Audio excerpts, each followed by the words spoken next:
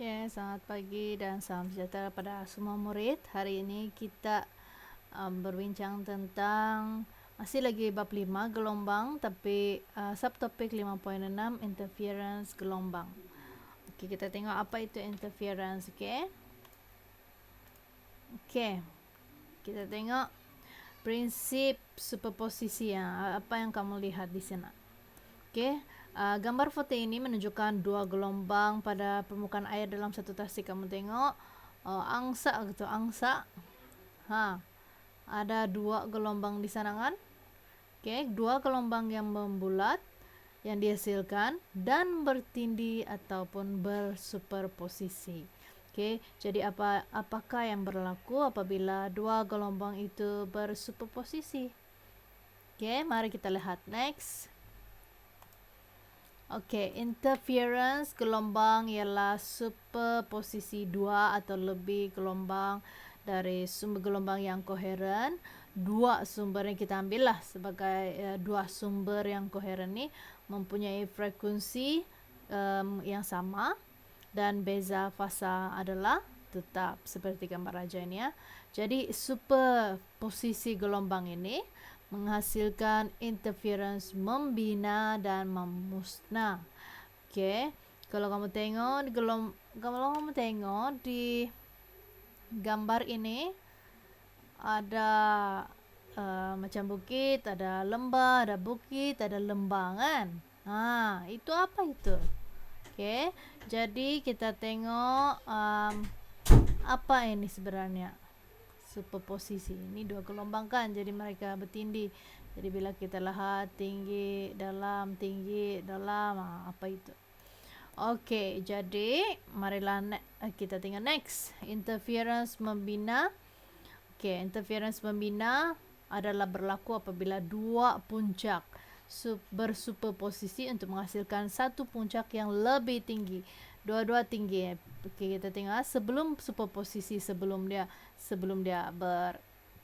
bertindan lah begitu kan. Oke, P dan Q ni dua-dua pun adalah puncak. Oke, puncak bertemu puncak menjadi dua puncak lah. Oke, jadi bila dua puncak berlaku, kita nampak dia lebih tinggi.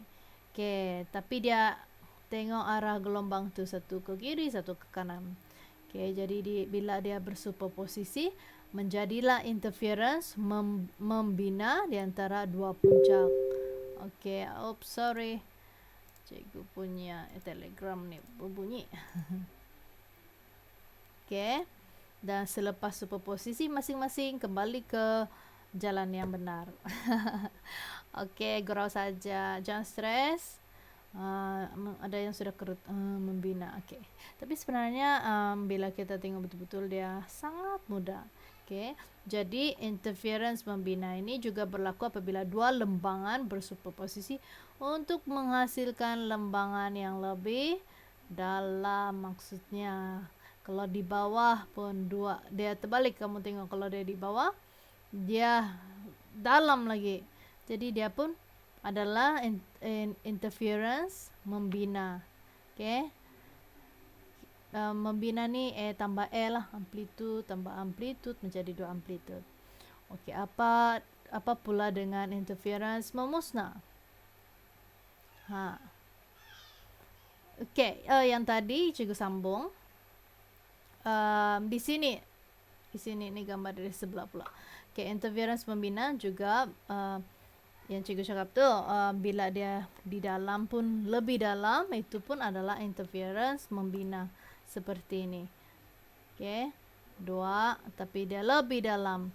Ini adalah interference membina antara dua lembangan. Oke, kalau interference memusnah, ada satu bukit, satu lembangan, bila dia bergabung dia menjadi rata. Bila rata itu kosong, itu interference memusnah. Oke, interference memusnah adalah antara satu puncak dengan satu lembangan bertemu, terus dia jadi satu tiut. Oke, boleh faham? Sana kosong. amplitude negatif bertambah dan menjadi kosong, dia tiba-tiba merata lah. Okay, itu adalah interference memusnah. Kalau lembangan lebih dalam, dua lembangan tu adalah interference membina. Okay, boleh lihatkan di sini, sama ada dia semakin tinggi atau semakin dalam, itu membina. Tapi bila dia kosong rata, dia adalah interference memusnah. Okay, kita sambung. Okay, kalau kita berada di sekolah, kita bolehlah buat eksperimen lah kan. Tapi pandangan kita di rumah sahaja, kita tidak dapat buat eksperimen. Jadi kita boleh tengok sebenarnya eksperimen yang perlu dijalankan oleh murid.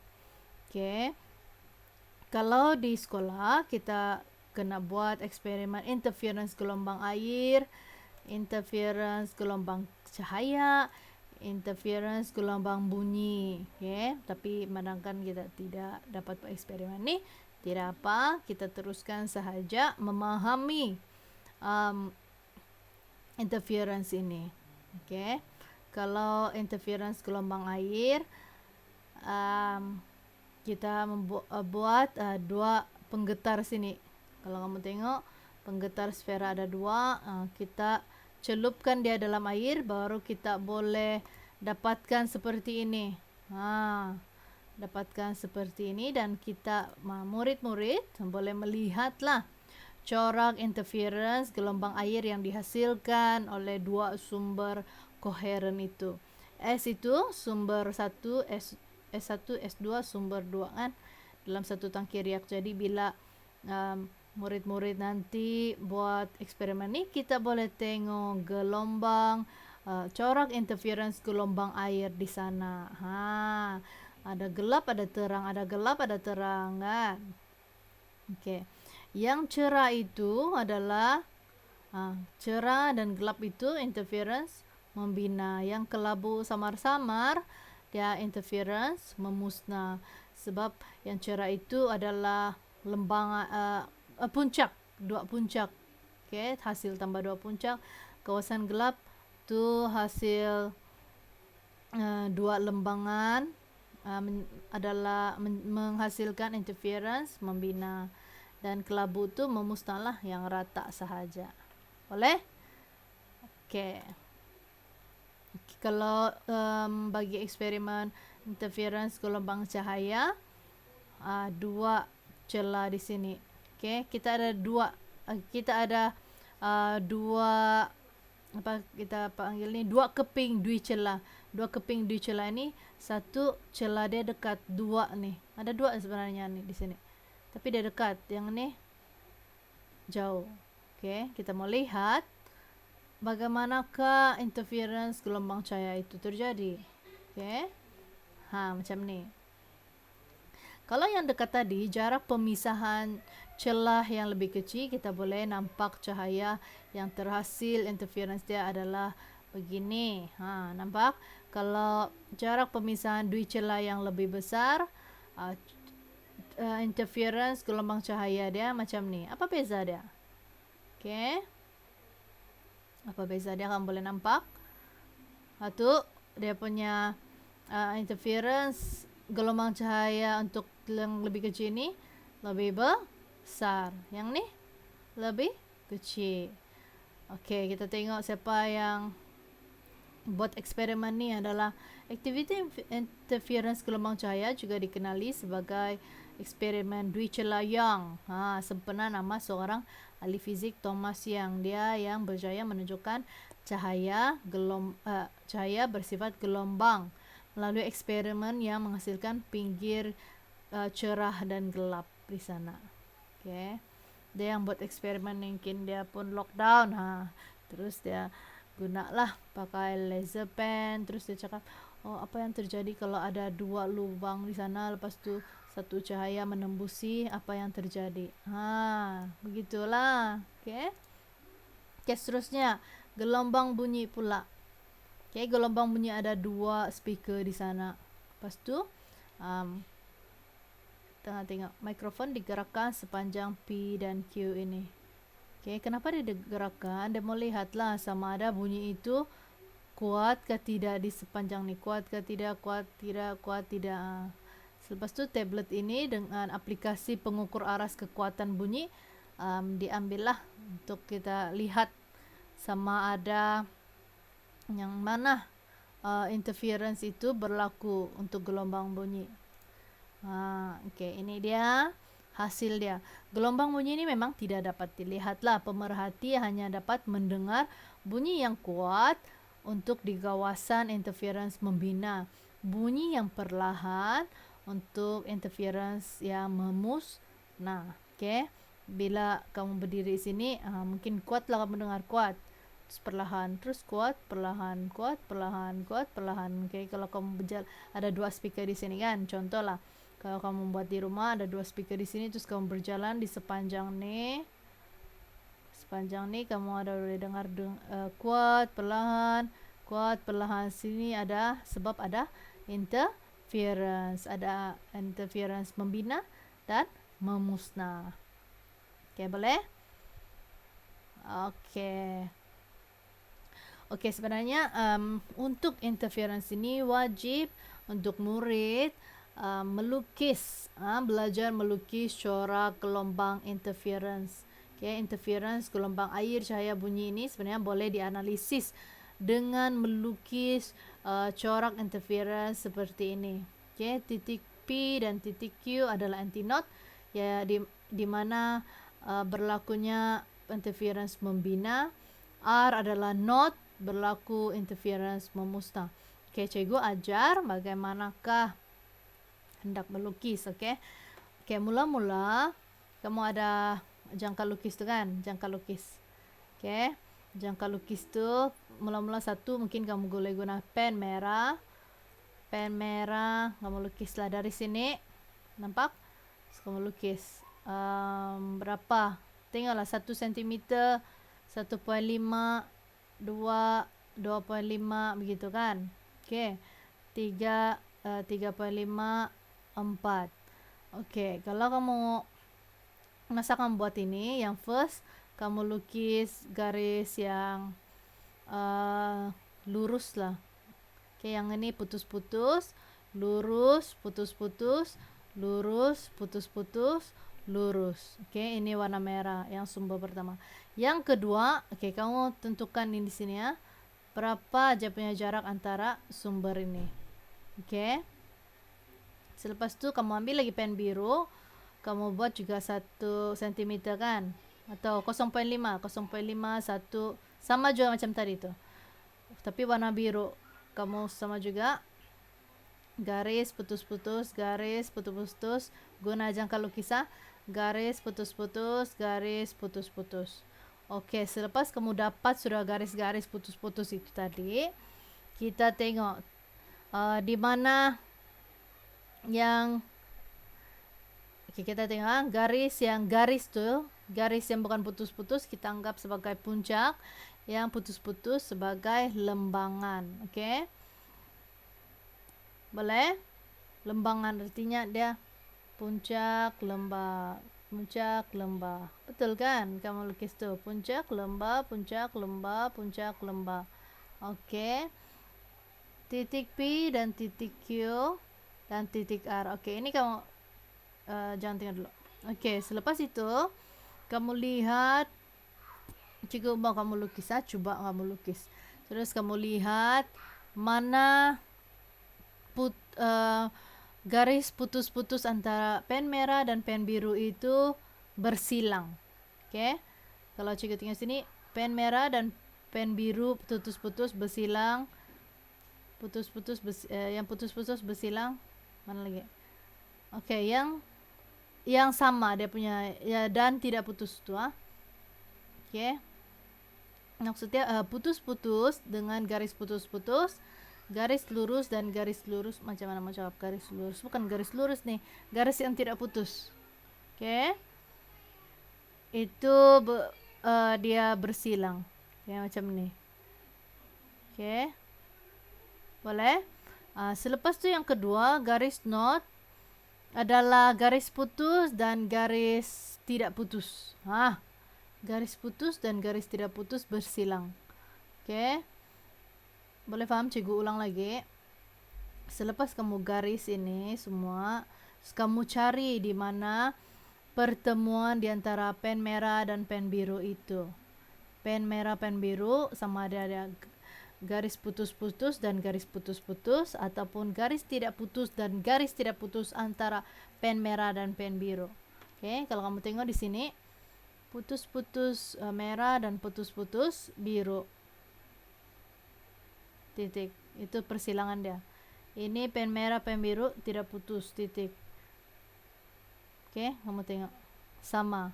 Maksud dia sama. Oke, kalau yang ini anti knot tidak sama. Garis yang tidak putus dan garis putus-putus bersilang. Oke, ini kamu titik. Oke. Artinya sama, sama. Boleh kamu garis dia. Di sini kamu dapat garis anti knot. Anti knot ini adalah apa? Interference membina. Membina arti dia macam ni lah. P dan Q. Di sini P dan Q. Membina. Oke. Titik R adalah interference memusnah, dia rata sahaja. Oke, boleh? Oke, cikgu bagi kamu tengok dulu apa yang cikgu cakap tadi. Siapa yang sudah faham, boleh faham lah. Ya, boleh ingat lah kan. Yang ini kamu kena lukis dan kamu kena cek. Dan ingatkan lah, oke? Boleh? Oke, selepas tu kamu boleh tengok lah. Di sini bila kamu sudah buat dan menentukan garis anti knot dan knot, kamu boleh tahu di mana interference membina itu berlaku dan interference memusnah itu berlaku.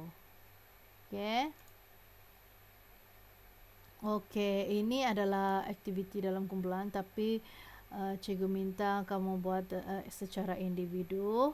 Kena buatlah di dalam kertas kosong, kertas kosong yang tidak garis-garis, nanti tambah confused. Kertas A4 yang biasa saja.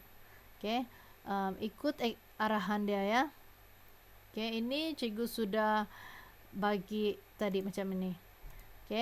Kalau dibilang E 4 cm, sini E ini 4 cm lah, antara ini 4 cm. Dia sudah tunjukkan, dia sudah minta. Muka gelombang dengan jejari 1 cm. Jadi kamu kena buat 1 cm, 2 cm, 3 cm, 4, 5, 6, 7. Itu mungkin warna merah. Terus yang kedua warna biru. Lepas tu tandakan titik anti knot dan knot dia. Dan lukiskan 3 garis anti knot, 2 garis knot di sana. Ini cikgu mau kamu individu sendiri buat dan postkan di grup yang cikgu sudah beri. Supaya kita boleh tahu mana kita salah, mana kita betul, mana kawan salah, mana kawan betul. Actually kita mau belajar, jangan malu. Dan hubung kaitkan antara 4 pemboleh ini. Ini cikgu tidak perlu terangkan lebih lanjut. Dia sebenarnya sama sahaja yang bila kamu sudah lukis nih, perbincangan nih sama aja. Nanti kamu jawabkan soalan nih, ada di buku modul 163 hingga 168 di sana. Ada perbincangan dia. Kalau kamu buka buku 163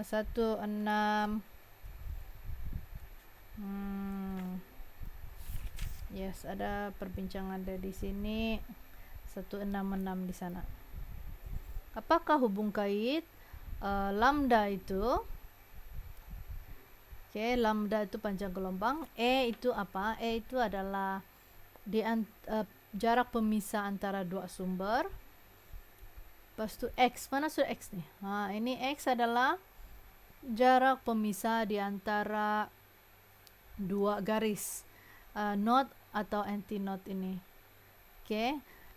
Kalau kamu dengar memang kamu sekarang kamu dengar memang kamu confused lah, apalagi anti knot. Jadi kamu kena lukis dahulu, baru kita bincang di grup itu. Oke, boleh? Oke, itu saja dari cikgu. Jadi buat dahulu superposisi tadi yang interference itu, dan jawab di buku modul. Jadi cikgu mau tengok kamu punya anu saja, ini. Oke, bukan ini, lukis. Tapi yang ini adalah, ini diberi ini corak 1, 2, 3. Corak 1, 2, 3 ini kamu bincangkan. Corak 1 dan 2, tentukan pembeli ubah yang dimalarkan, apakah corak X dan dengan daripada corak 2 dan 3, apakah pembeli ubah yang dimalarkan. Bandingkan lambda, apa hubungan X dengan lambda. Daripada corak 3, tentukan hubungan X dengan D. Oke, mari kita buat perbincangan. Sebelum itu kamu lukis dahululah. Oke, boleh? Oke, itu sahaja dari cikgu. Sekian dan terima kasih.